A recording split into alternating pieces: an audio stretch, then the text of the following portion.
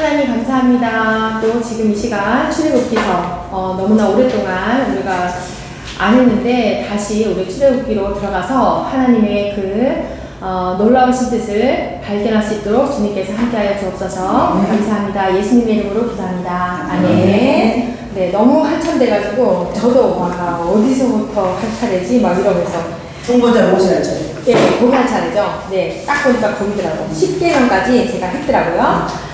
네, 출애굽기서 19장을 보니까 이스라엘 자손들이 애굽 땅을 떠난 지 3개월이 되던 날에 시내 광야에 이릅니다. 시내 광야에 이르러서 하나님께서 이제 이스라엘 백성들에게 언약을 체결하기를 이제 시작을 하는 거죠. 너희들이 다 내게 속하였느니 내 말을 잘 듣고 내 언약을 지키면 모든 민족 중에서 내 소유가 되겠다. 너희는 제사장 나라가 될 것이고 거룩한 백성이 될 것이다.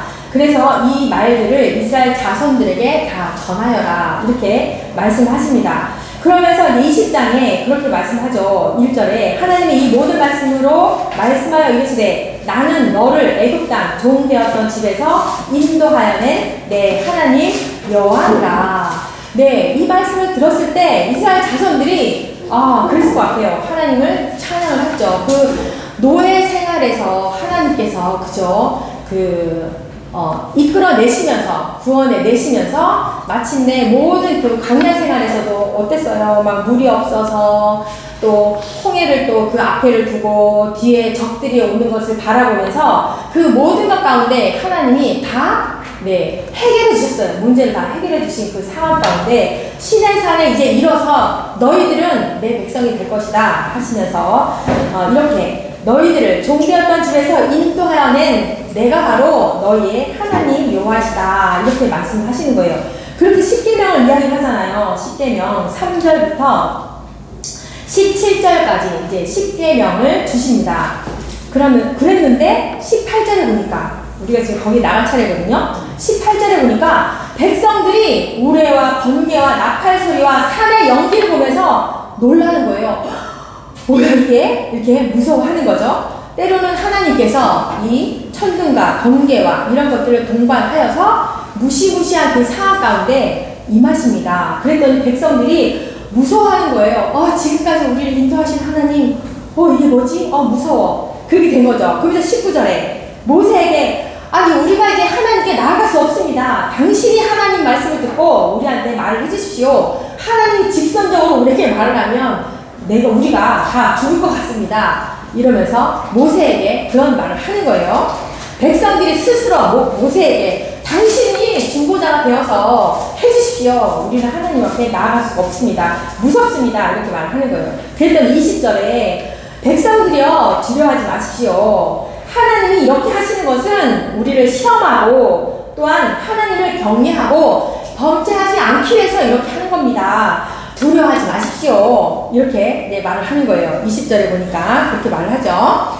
그러면서 두려워하지 마십시오. 우리를 하나님께서 시험하기 위해서 더 이상 다른 것들을 우리가 애굽에서 그 종살이를 하면서 많이 다른 그 우상이나 세상 문화에 쩌들어 있잖아요. 그러니까 하나님만을 경외하고 다시는 범죄하지 않도록 깨우쳐주기 위해서 이렇게 천둥과 번개와 그런 것들로 우리를 보여주시는 것입니다. 두려워하지 마십시오. 이렇게 모세가 이렇게 말을 하는 거예요. 그러면서 21절에 그랬더니 이제 백성이 멀리 있고 이제 모세와 하나님이 이제 가까이에서 이제 이야기를 하는 겁니다.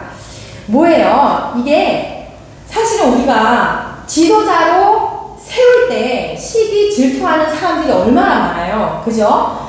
민수기인가요? 신명기가 그쪽에 가도 보면은 물론 이제 이 이후의 이야기는 아닌데요. 그랬잖아요. 백성들이 당신만 제사장입니까? 지도자입니까? 하면서 그런 말도 막 나오잖아요. 근데 지금 이 상황을 보면은 백성들이 스스로 당신이 지도자가 되십시오. 중보자가 되어 주십시오. 스스로 백성들이 모세를 추천하는 거예요. 그죠? 이게 바로 이렇게 함으로써 하나님이 번개와 우레와 천둥소리로 하시면서 스스로 할 수 있도록 그게 바로 하나님의 계획이 있었던 거예요. 그거를 보여주면서 스스로 세울 수 있도록 하나님의 계획이 그것 가운데 있었다는 거예요. 백성들이 자진해서 모세를 세울 수 있도록 했다는 그 뜻이 여기 안에 있다는 거예요. 그러니까 하나님께서는 질서를 굉장히 중요시 여깁니다. 질서를. 하나님께서 세우신 그 질서가 뭐 너만 할 수 있어? 이게 아니라 하나님께서 세우신 그 질서를 소중히 여기면서 또 백성들이 스스로 할 수 있도록 그렇게 해주신 거죠. 그러니까 하나님의 계획이 있었던 거예요. 그러니까 교회 안에도 마찬가지로 옛날에는 굉장히 막 그 담임 목사님이 두렵고 강대상에 올라가는 평신도들이 막 애기들도 보면 강대상에 못 올라오고 막 그러잖아요. 그러한 질서가 옛날에는 그나마 좀 있었어요. 근데 요즘은 젊은 세대 엄마들이 그것도 그냥 내버려 두더라고요. 우리 보니까 내버려 둬서 우리는 좀 가슴이 아프지. 우리는 그렇게 안 배웠잖아요. 저러면 안 되는데 막 이러면서. 그리고 막 교회 피아노 막 이런 거 띵띵띵띵 막 치고 막 그래도 가만히 두잖아요. 근데 하나님께서는 어쨌거나 교회 안에서의 그 질서, 담임 목사님으로 세우신 하나님의 그 질서, 그리고 사역자들이 이렇게 있잖아요. 곳곳에 사역자가 있고 평신도가 있고 그 질서를 소중하게 여기신다는 거예요. 근데 이제 이 부분에서는 이제 하나님께서 어쨌거나 계획하심으로 백성들이 스스로 모세를 세우도록 했다라는 겁니다. 그러니까 하나님의 놀라운 계획이 있었던 거예요. 네, 그렇게 하면서 이제 22절부터 여기서 이제 하나님께서 처음부터 너희들 이거를 지켜라! 이렇게 법을 주신 것이 아니라 먼저 노예에서 그 애굽에서 노예의 삶에서 구원해 주신 다음에 이제는 너희들이 내 나라 하나님의 백성들로 이렇게 살아야 된다라고 하면서 법을 주시는 거예요. 이제부터는 22절부터는 법 이야기가 나옵니다. 그러면서 22절부터 26절까지가 제단법이 나와요. 1절까지 이렇게 이제 제단법이 나오는데 이러한 법들은 어떤 거예요? 내가 이제 엄한 사람이야. 하나님은 이제 너희들을 이제 징벌한 하나님이야. 이걸 얘기하고자 했던 것이 아니라 이렇게 법을 주었던 것은 애굽에서의 그 삶이 어땠어요? 노예의 삶이었잖아요. 이제는 하나님의 백성으로 구원을 냈으니 이제 하나님의 백성으로 서로 지키며 살아야 하기 때문에 서로 간에 보호를 하기 위해서 이제 법을 제정해 주신 거예요. 네, 그렇게 된 거죠. 그러면서 이 제단법에 기본 내용이 있어요. 두 가지의 금기 사항이 있는데요. 첫 번째로 25절에 보니까 돌로 제단을 쌓거든 다듬은 돌로는 쌓지 말아라. 네, 다듬은 돌로 쌓지 말라는 거예요. 다듬은 돌은 뭐예요? 인간의 노력이 들어간 것이고 어떤 인간이 또 만들려고 하는 그 우상이 들어간 것이고 내가 다듬다 보면 왠지 그게 우상이 될 수 있는 그런 부분들이 있기 때문에 하나님이 다듬지 않는 돌로 너희들이 제단을 쌓아라 이렇게 말씀을 하는 거예요. 그러면서 또 두 번째로는 층대로 내 제단을 만들지 말래요. 왜? 하체가 드러나서 보이게 할까봐 그렇게 하지 말라는 거예요. 그러면서 여기 이제 다듬은 돌로 쌓지 말라라는 그 이유에는 또 이런 뜻이 있어요. 하나님께서 그 자연 상태 그대로를 보존하기 위한 하나님의 의도가 또 이 속에 포함이 돼 있어요. 자연 그대로 상태로 보존하기를 원했던 하나님의 의도가 있었던 거예요. 그러니까 가공으로 인위적으로 한다라고 하면은 창조주의 하나님의 그 권능을 그대로 간직하는 것을 훼손하기 때문에 그러한 뜻이 또 이 속에 돌로 제단을 쌓지 말아라 라는 것이 그 속에 또 들어있다는 거예요. 그랬더니 여기서 또 날카로운 다듬은 돌로 쌓지 말라. 여기에 보면은 그런 또 이 정이라는 게 있는데요. 정은 어떤 쇠붙이잖아요. 쇠붙이로 뭔가를 두들겨서 만드는 것. 그 정이라는 것은 원래 의미가 날카롭다는 그런 말이거든요. 날카롭다. 그 날카로운 연장을 말하는 건데 그것은 곧 하나님의 거룩함을 훼손하는 것이다. 그리고 하나님의 뜻을 모독하는 것이다. 그 뜻이 거기에 다 있어요. 그래서 이 자연 그대로 나에게 드려라. 그런 말씀을 하는 거예요. 그렇잖아요. 우리가 뭔가를 막 정성 들여서 막 만들어. 처음에는 하나님을 위해서 내가 뭘 하는 것 같아요. 근데 정성 들여 막 하다 보면은 하나님보다는 얘가 너무 소중해. 내가 예쁘게 만든 게 너무 소중해. 인위적이잖아요. 하나님을 잊어버리고 얘를 우상시할까봐 그렇게 하나님의 그런 뜻이 여기에 깊으신 뜻이 있었다라는 것입니다. 네, 그 다음에 이제 1절부터 이제 판례들이 쭉 나옵니다. 21장부터 24장까지 보면은, 23장까지 보면은, 언약의 규례들이 쭉 나오는데요. 첫 번째 보니까, 종에 관한 법이에요. 종에 관한 법.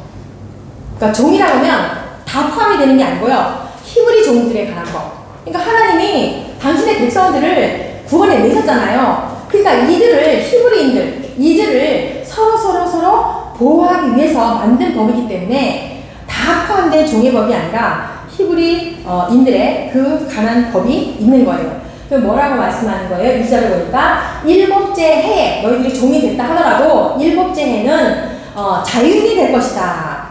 이렇게 말하는 거예요.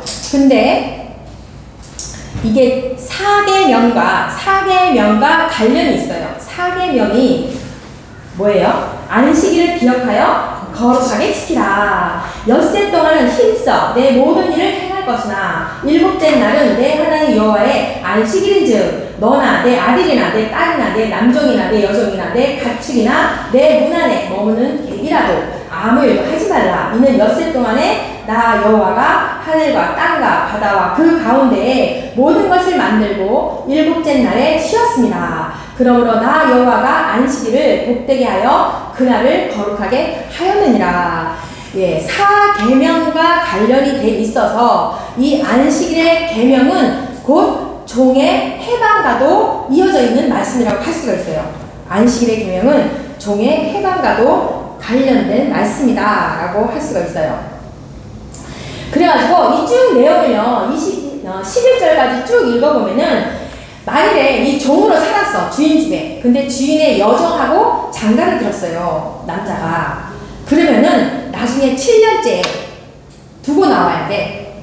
자식을 낳아도 여종하고 자식을 놔두고 자기 혼자 나와야 돼. 그런데 아니요, 내가 이제 사랑하는 아내와 딸을 놓고 내가 나갈 수가 없습니다. 내가 여기에 그냥 종이 되겠습니다 라고 하면은 거기에 어디에 문설지에다가 길을 뚫어가지고 그 표시로 종신토록 내가 여기에 종이 되겠습니다 이렇게 하는 거죠. 6절에 보니까 그런 말씀이 있는 거죠. 이렇게 됐다라는 거예요. 7년째 자유인이 되었지만 결혼을 해가지고 나갈 수도 있지만 내가 안 나가겠습니다 라고 하면은 거기에 평생토록 또 종이 될 수 있는 그런 게 있었다는 거죠. 그 법이. 그리고 이제 또 채무를 맨 밑에 보니까 채무를 이행하기 위해서 아내나 딸이나 아들이나 또 자신이나 이렇게 종으로 팔렸을 때 3년간을 일해요. 그래서 4년째 자유할 것인데 다른 집에 종으로 팔렸는데 상인이 시간 제한을 했다라면 잘 약속을 지켜지지 않았다면 그는 할 수도 있고 새로운 권리를 양도할 가능성이 없다라고 되어 있는 거예요. 네, 그래서 이제 성경의 법은 이렇게 종도 한평생 종이 되지 않고 자유할 수 있는 길을 열어준 거예요. 그러니까 하나님이 히브리인들을, 당신의 백성들을 보호하기 위해서 이렇게 법을 만드는 거예요.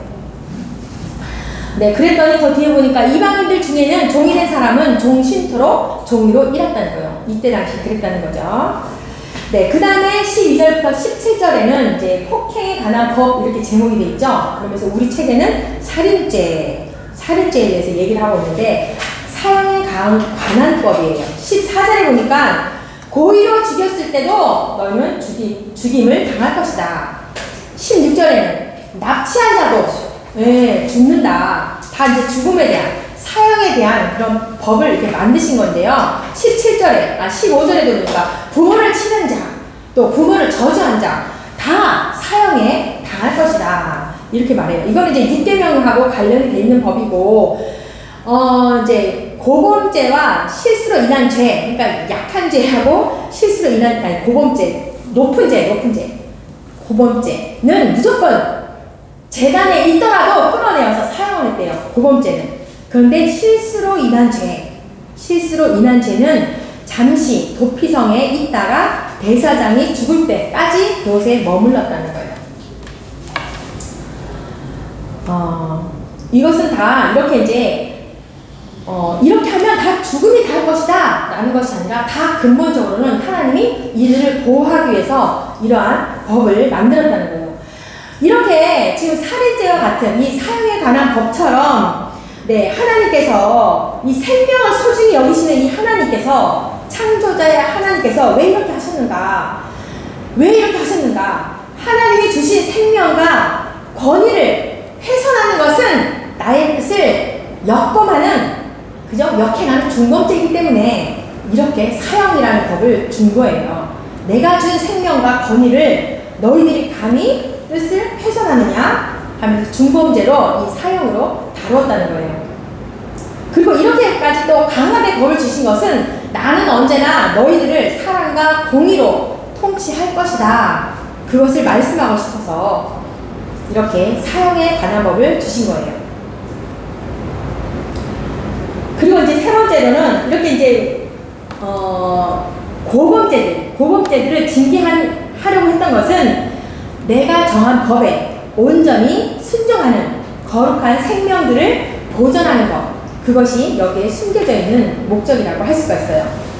그러니까 죽인다, 사형이다, 죽일 것이다. 이것은 곧 이 인권과 질서를 유지하기 위해서 거기에 대한 처벌법을 만드신 거예요.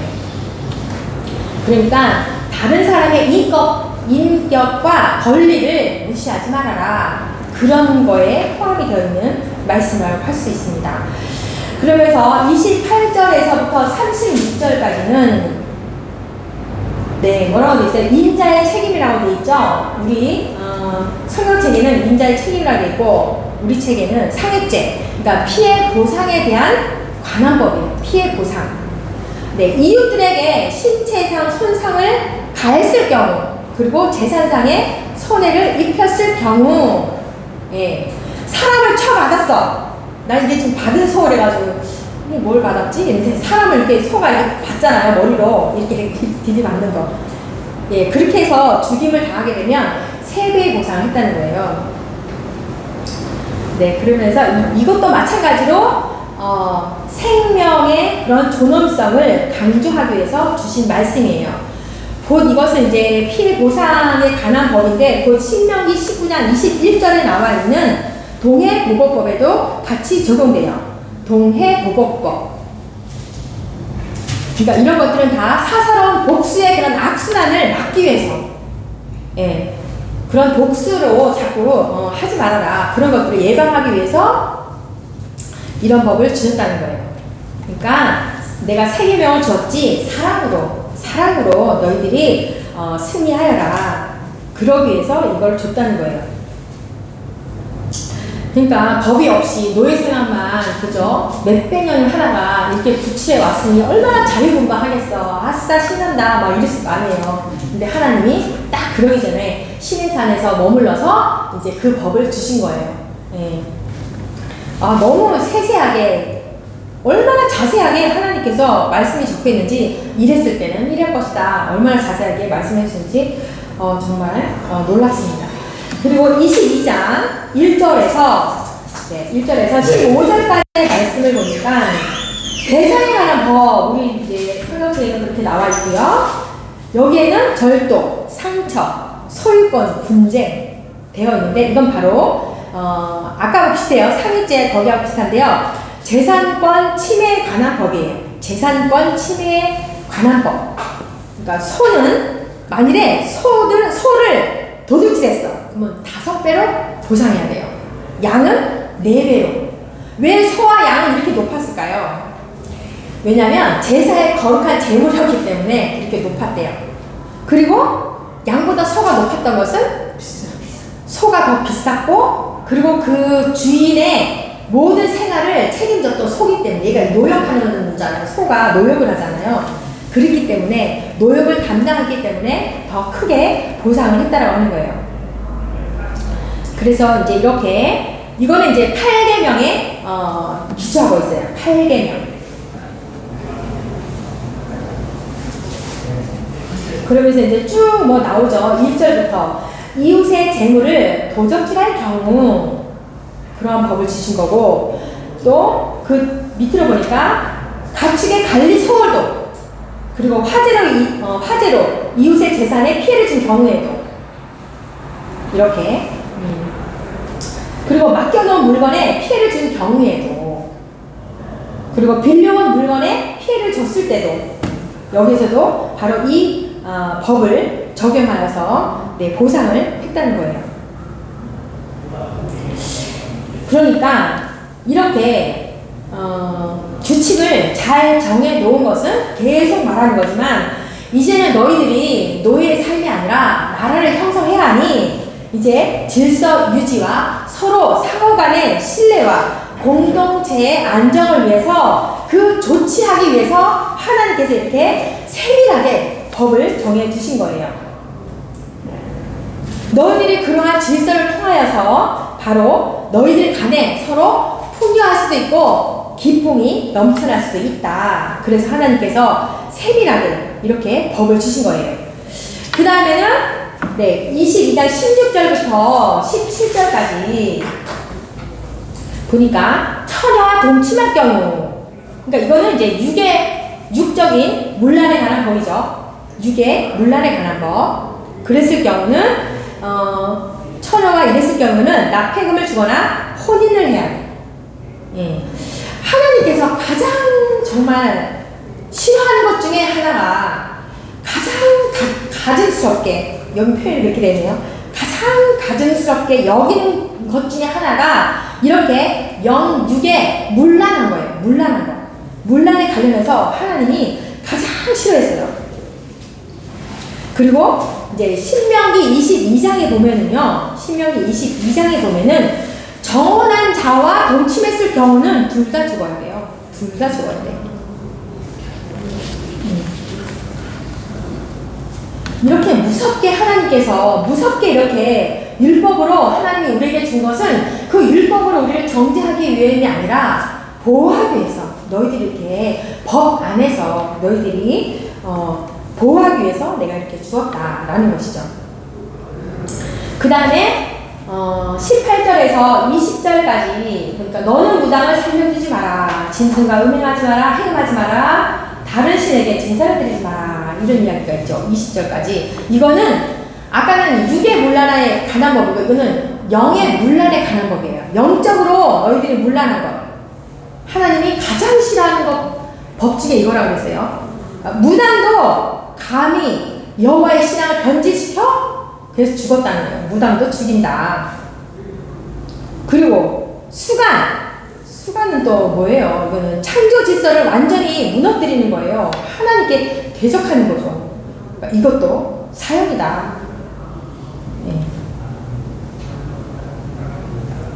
다른 신에게 제사 드리는 건 다 죽음이야. 이렇게 말씀하는 거예요.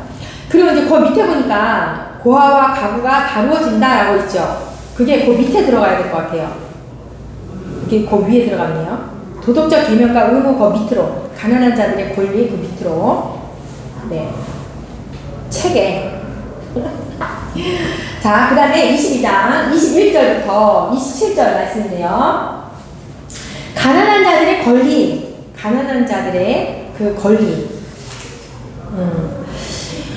이 가난한 자들은요, 약자들은 정말 이웃의 도움이 없이는 살아갈 수가 없어요. 그래서 하나님이 이 가난한 자들을 보호하기 위해서 이런 법을 줬다는 거예요. 네. 그러니까 너희들이 여기서 뭐라고 말해요? 21절에 보니까 너는 이방 나그네들을 압제하지 말아라. 그들을 학대하지 말아라. 너희도 애굽 땅에서는 나그네였다. 네, 이렇게 말씀하신 거예요. 그러면서 하나님께서 이렇게 이러한 자들, 가난한 자들, 약자들에게 참으로 관심이 많았어요.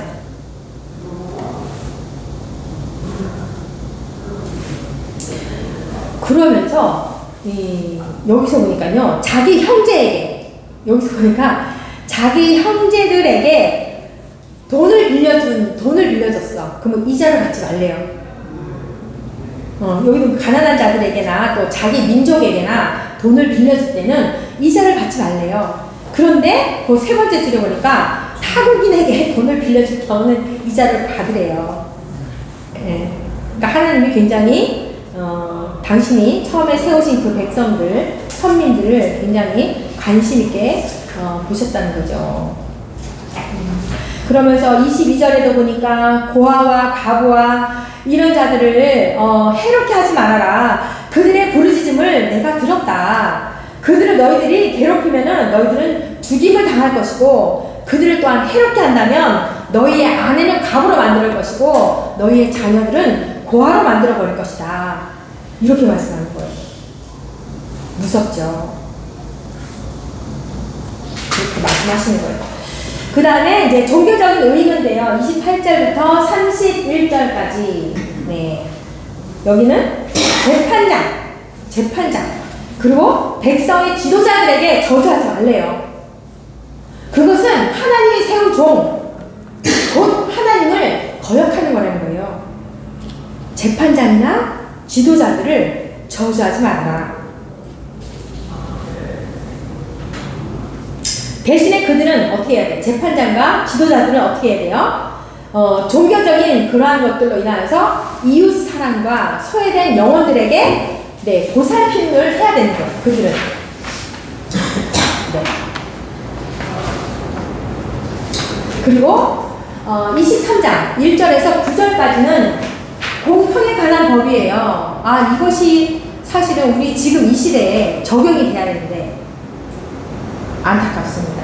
23장 1절에서 9절 공평에 관한 법, 법정에서 지킬 의무예요. 이거는 이제 제9계명과 연관이 되어 있는데, 네, 심판법이죠. 심판법. 그러니까 1절에서 3절까지 보니까 거짓 증거하지 마라.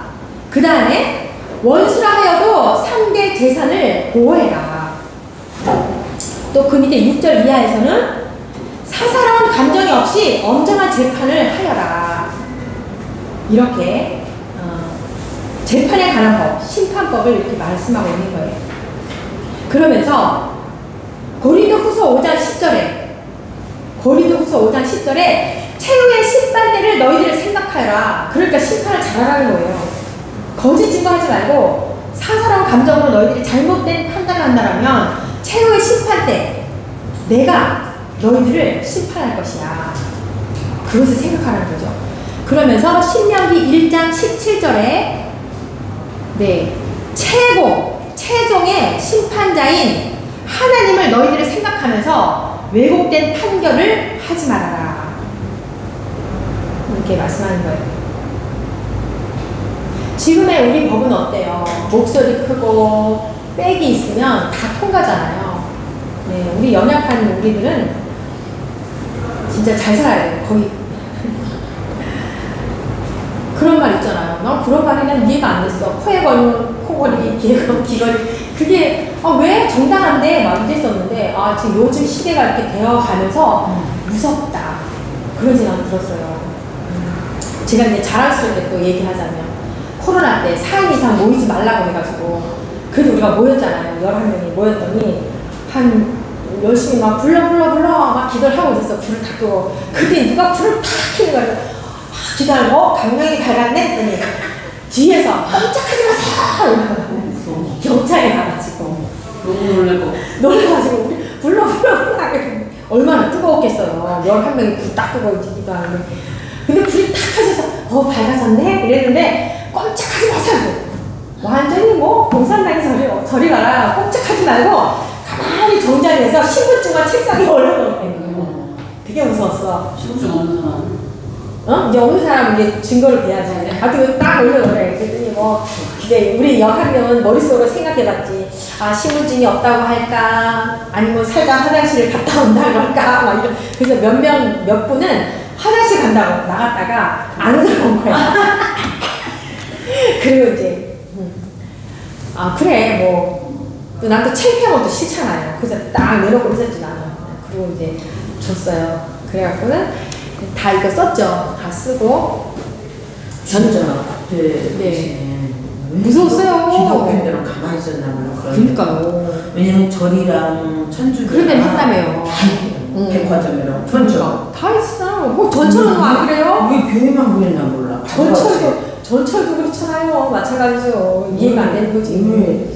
그래가지고. 그래서 교회마다 그거 뭐예요? 그거 저 공기 정화하는 거야 뭐예요? 그거. 공기 정화? 바이러스 뭐 안 오게 하는 뭐 기계 막 비싼 거 막 사다 놓고 엄청 비싼 거 사다 놓고 막 그랬잖아요. 그때 저는 이제 영종도에서 카페를 하고 있었거든요. 그래가지고 경찰이 계속 전화 온 거야. 지금 나만 이거 조서를 안 꾸며가지고 이거를 지금 넘길 수가 없다는 거야. 그래서 나 바쁘다고. 그때 자기가 왔어 영종도에. 영종도에 나가. 그러대요 경찰이. 죄송합니다. 아주 뭐 법이 이런데 어쩌겠습니까? 막 그러더라고요. 그래서 아니 뭐 그렇죠 뭐 이러고 이제 쓰고 그래서 이제 넘어갔는데 목사님들만 걸렸어요. 그때 저는 뭐 얌전하게 있었죠. 그때 목사도 아니었지만 그냥 뭐 그럴 때 또 멍청한 짓을 해야 돼요. 예, 막 이러면서 그랬어요. 그랬던 적이 있습니다. 그러니까 정말 이 법이 지금 우리 아무튼 우리가 기도를 해야 돼요. 이 나라에 지금 이렇게 되어져 가는 이 상황을 보면서 뭐 어쩌겠어요. 그죠? 우리가 기도해야죠. 자, 그 다음에 23장 10절부터 19절까지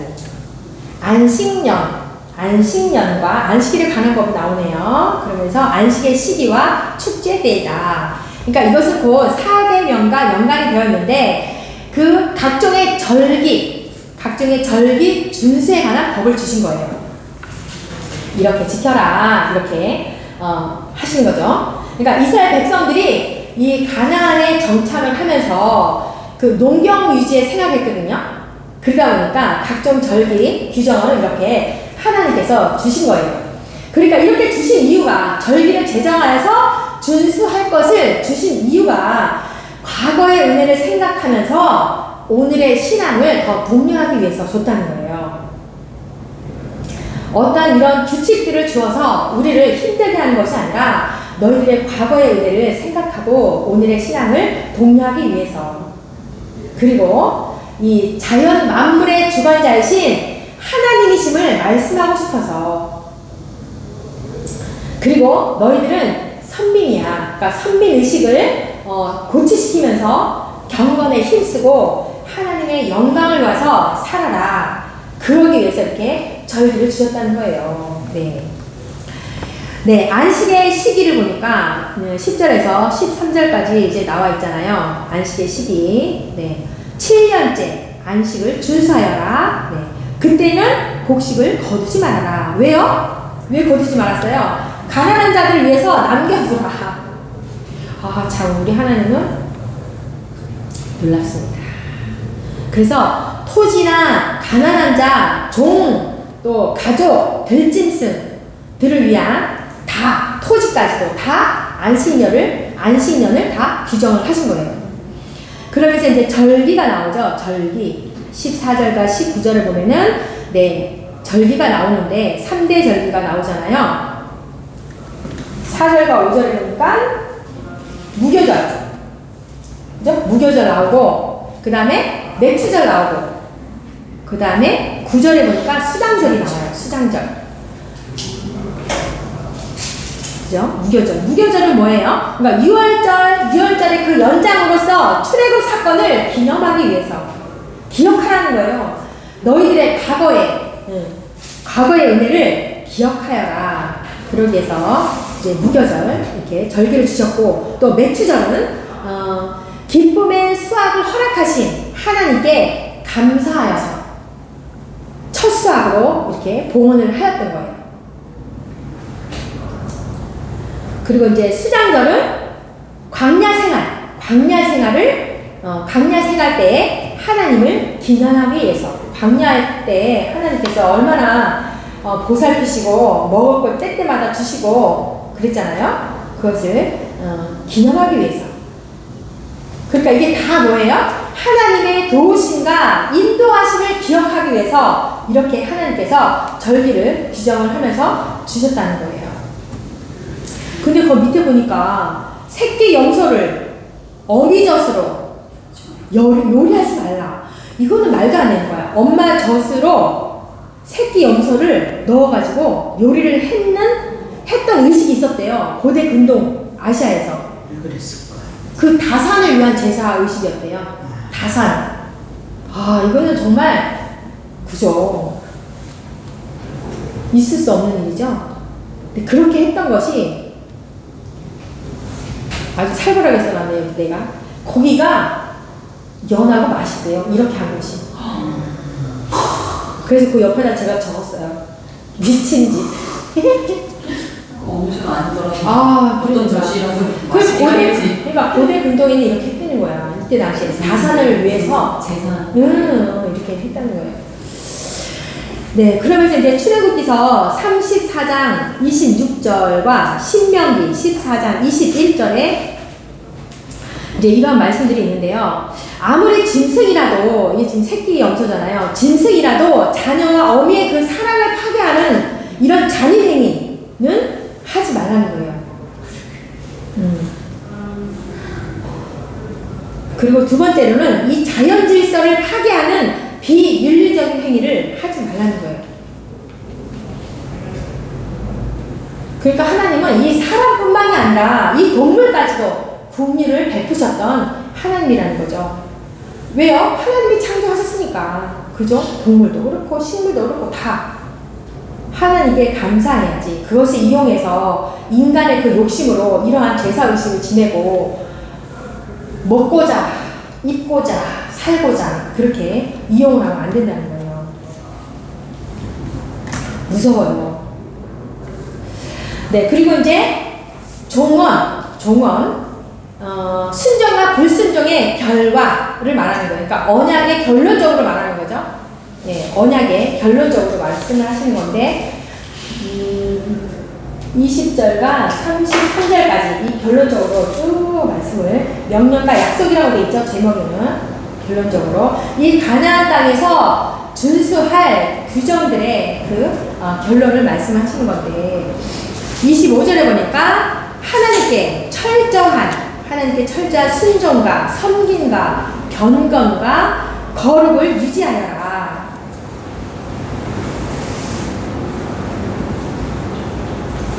네, 이랬던 것은 다 안전 보호하기 위해서 다 했다는 거예요.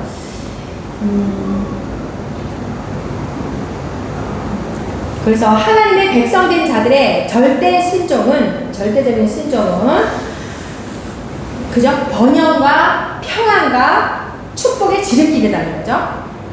그리고 이렇게 하나님의 백성된 자들이 하나님께서 주신 이 규례들을 잘 순종하며 지켜나갈 때 그러할 때만이 세속에 물들지 아니하고 하나님께 경건을 지속할 수 있는 그 최선책이라는 거죠.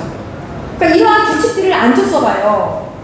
그죠? 그러면은 노예 생활을 그 몇백 년 동안 했는데 뭘 알았겠어요. 그죠? 하나님은 이렇게 당신의 그 백성, 당신의 나라를 세우기 위해서 이렇게 규칙을 철저하게 주셨다는 거예요. 참으로 감사해요.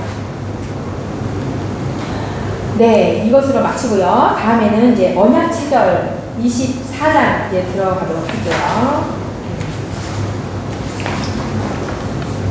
마치겠습니다.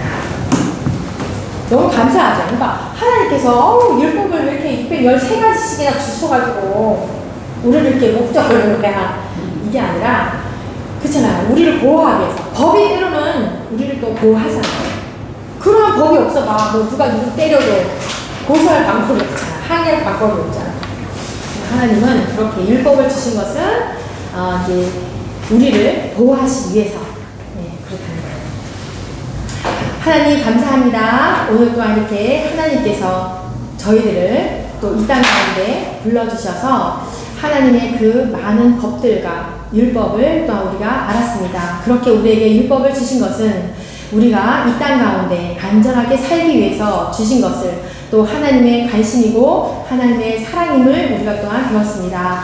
하나님 이제는 그것을 불평하는 것이 아니라 하나님의 말씀에 순종하면서 그 말씀에 따라서 우리가 모범을 보이게 하시고 또 많은 사람들 가운데도 그렇게 좋으신 하나님을 우리가 선포하며 나가시도록 함께하여 주옵소서. 감사를 드리며 예수님의 이름으로 기도합니다. 아멘.